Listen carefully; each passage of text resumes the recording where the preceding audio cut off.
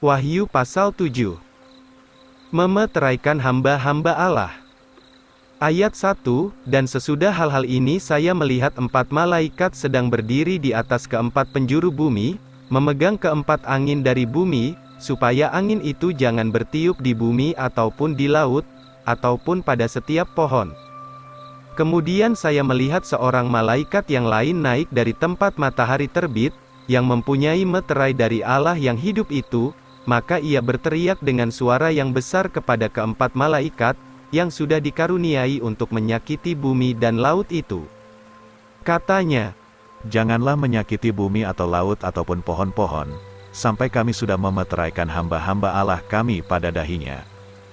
Dan saya mendengar jumlah mereka yang dimeteraikan itu 144.000, yang sudah dimeteraikan dari antara segala suku bangsa Israel.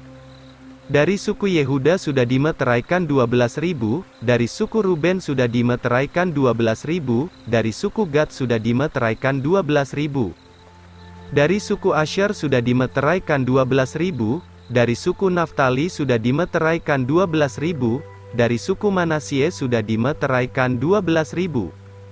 Dari suku Simeon sudah dimeteraikan 12.000, dari suku Lewi sudah dimeteraikan 12.000, dari suku Isakar sudah dimeteraikan 12.000.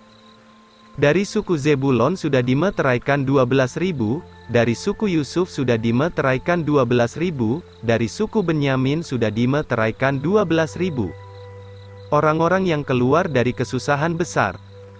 Ayat 9, sesudah hal-hal ini saya melihat, dan lihatlah, ada banyak orang yang jumlahnya sangat besar, dan tidak seorang pun dapat menghitungnya, dari segala bangsa dan suku dan umat dan bahasa, berdiri di hadapan tahta dan di hadapan anak domba itu, berpakaian jubah putih dan pelepah kurma di tangannya. Dan mereka berseru dengan suara yang besar, katanya, keselamatan itu dari Allah kita yang duduk di atas tahta, dan dari anak domba itu.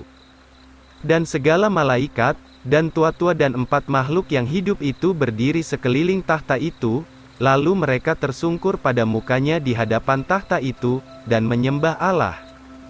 Katanya, "Amin.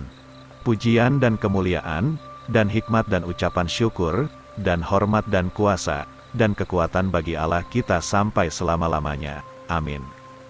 Dan salah seorang dari tua-tua itu menjawab, katanya kepada saya, "Siapakah mereka ini yang berpakaian jubah putih, dan dari manakah mereka datang?"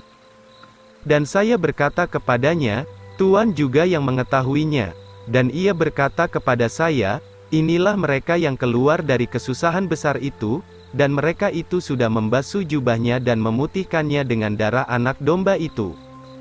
Sebab itu mereka ada di hadapan tahta Allah, dan mereka itu melayani Dia siang malam di dalam bait-Nya, dan Ia yang duduk di atas tahta itu akan membentangkan kemahnya ke atas mereka itu.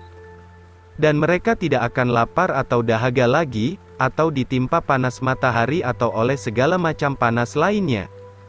Karena anak domba yang ada di tengah tahta itu akan menggembalakan mereka, dan akan memimpin mereka itu kepada mata air yang hidup, dan Allah akan menghapus segala air mata dari mata mereka.